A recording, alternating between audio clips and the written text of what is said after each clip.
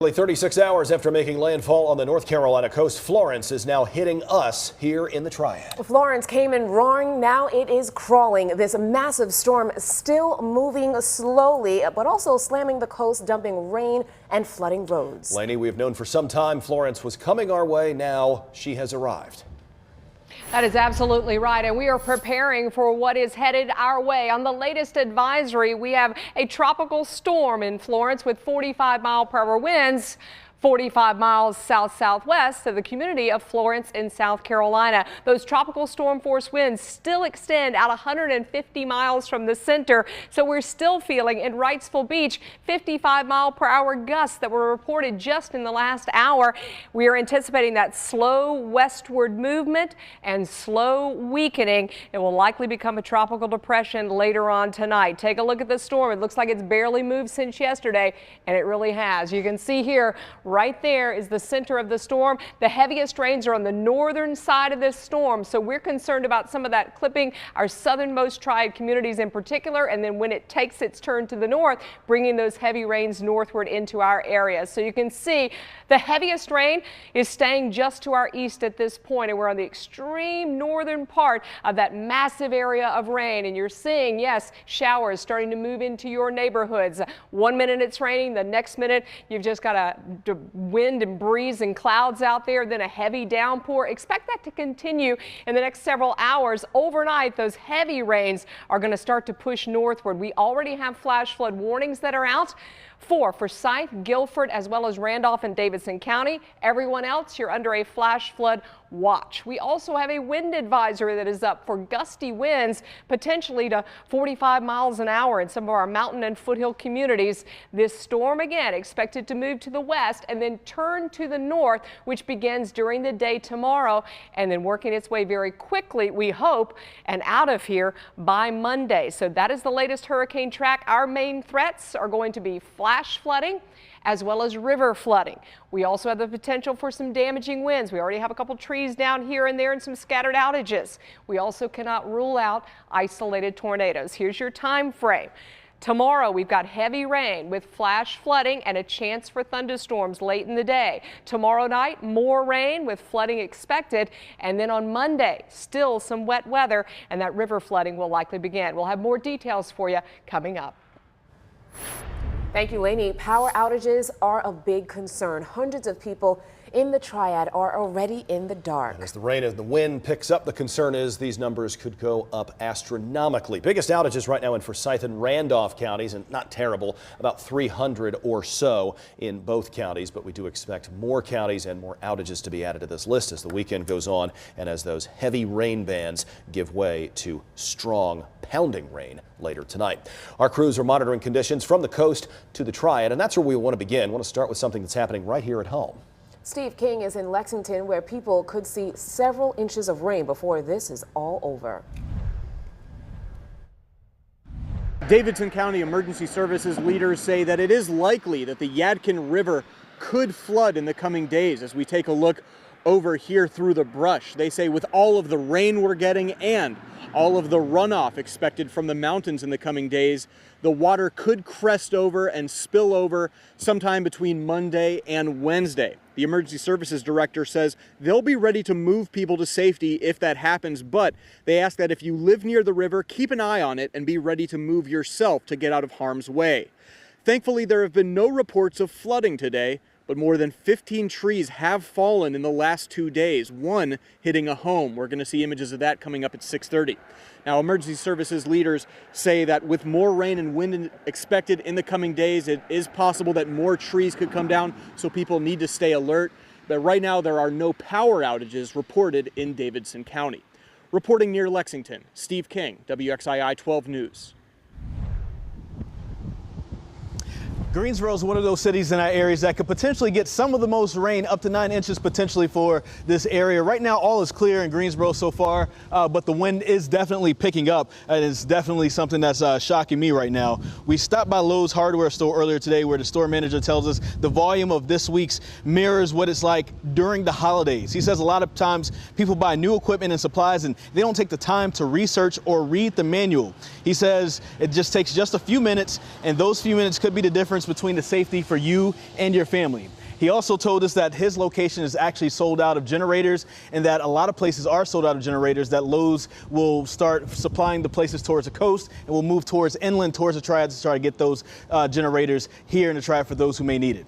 In Greensboro, I'm Chris Lee, WXI 12 News. And as Lainey mentioned earlier, much of our area is under a flash flood warning. Yeah, that's the big concern. Things could get dangerous quickly. Let's go to Michelle Kennedy now for a look at how to keep your family safe during flash flood conditions. Michelle. That's right. It doesn't seem that bad for many right now. Even if you're in Winston-Salem and Greensboro, the rain has let up in spots. But look what's coming your way. We've got some heavier rain bands here in the areas of yellow and orange. We've got precipitation rates anywhere from 1/2 inch up to 1 inch. We've already seen those 20 to 30 inch marks along the coast. That is unlikely here, but what is likely is that 5 to 10 inch mark as it continues to steadily wrap in rain bands. Flood warnings, storm surge warnings. You can see how it's spreading farther west now, just past the Chapel Hill area. We had some Goldsboro water rescues yesterday. You have flash flood warnings issued in the red there, and you continue to look at concerns for Davidson, Forsyth, Guilford, and that continues until about 10:15. That may be extended for some areas.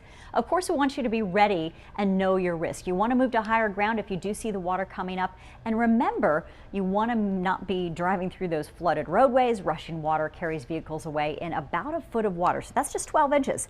Doesn't seem like much. And if water is rising, you want to abandon your car. If water is inside your car, get on the roof. Hopefully you've already called 911 at that point and a water rescue would be underway. But you never want to drive onto water-covered roads. We also have river flooding that becomes likely between now and into Monday and Tuesday. Look at some of the major flooding expected. That includes the Yadkin and the New River going into Monday afternoon. Michelle, thank you very much. Well, we're starting to see and feel Florence's impact here in the Triad. Things are still rough out on the coast. Brianna Connor is live in Wilmington. Brianna, you've dealt with it all. Exhausting wind, hours and hours of rain. How are things looking right now? Any let up?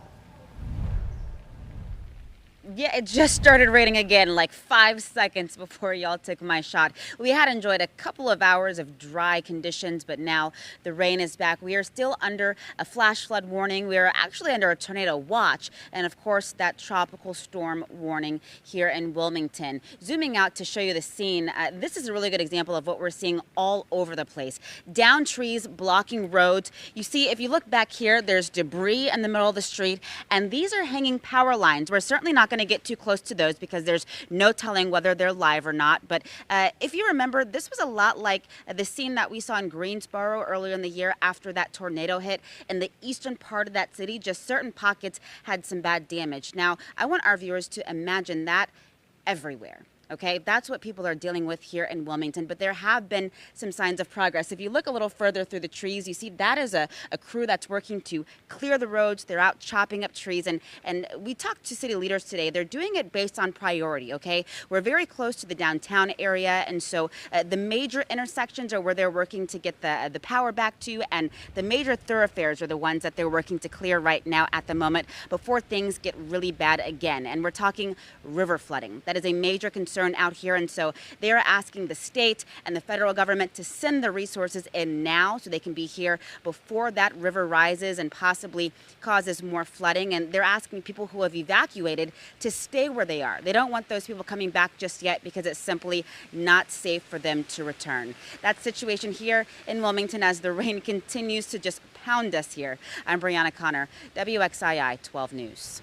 All right, thank you, Brianna. The sun will come out for sure. We know She's got to feel like Charlie Brown by now with the cloud over her head wherever she goes. Boy. Well, as you just saw, Wilmington is pretty much a mess right now. Yeah, Cape Fear River continues to rise. There's also a mandatory evacuation for anybody living within 1 mile of its banks. On top of flooding concerns, trees and debris are everywhere. Jared Hill shows us how cleanup is help is coming from unexpected places. Throughout Wilmington, this hurricane knocked down enormous trees like this one back here, blocking roadways, essentially trapping people inside of their neighborhoods. The city is working on it, but they're not the only ones out here trying to help to get these streets cleared up. With only his Jeep, an axe, and a saw, Mitch Wagner, a Marine stationed in Camp Lejeune, is spending Saturday morning trying to make a dent in the incredible number of fallen trees blocking roads in Wilmington. When they're coming back, they expect to get to their house. They don't expect to be blocked by a 300-pound tree, It's more than 24 hours after the eye of Hurricane Florence passed through the region, and the nearly nonstop rain isn't making the cleanup any easier. That's what a hurricane is. A hurricane, you're going to get bands of rain. Steve Baroni has been finding dry windows when he can to get his house back to normal. He and his wife rode out the storm in their nearly 200-year-old home. Had we not been here, our upstairs bathroom would have flooded, would have come down through the floor. It's a gamble that for them paid off. Meanwhile, as people wait for Florence's deluge to stop, Wagner has got more work to do. Keep going until I start running out of gas, and then, or someone bring me a chainsaw, but Now with transformers like this down across the city, essentially nobody in Wilmington has power without a generator. When I spoke to the county earlier today, they told me that they were told to anticipate power being out for at least 2 weeks. Reporting in Wilmington, I'm Jared Hill. Back to you.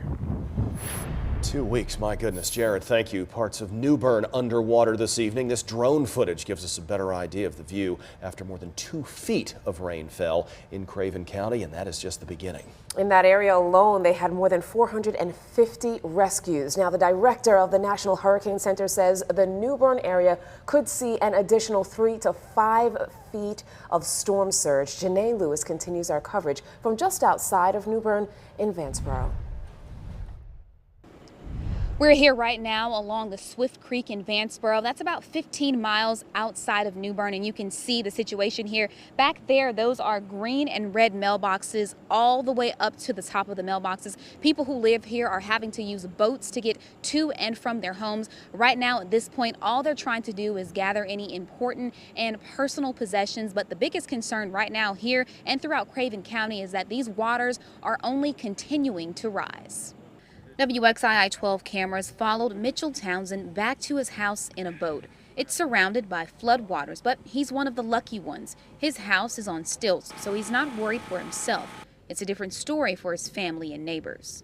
No, not now. At this point, I'm not. I'm worried about that trailer over there because she needs help, and I'm going to help her. And that's my son. He's going to help. But we're gonna get everything moved up. We're going to save what we can, man. I want to make sure, they're safe, they can get out. Obviously we've had to come in on a boat. It's not safe. County leaders say that there have already been dozens of rescues today and more people that they are doing welfare checks on at this point. In addition, there is currently a curfew in effect. They're telling people if you evacuated, it's still not safe for you to come back. Back to you. And folks, there's still much more ahead on WXII 12 News at 6, including a live report from the Cape Fear River, which is rising quickly. And of course, this is not just a North Carolina problem, it's a South Carolina problem as well. This is a live look at Folly Beach. Waves are crashing, a few people out. This part of the state, fortunately enough, missed the biggest brunt of Florence. A curfew there just expired earlier today. Back in a minute, you're watching a special hour-long edition of WXII 12 News at 6 o'clock.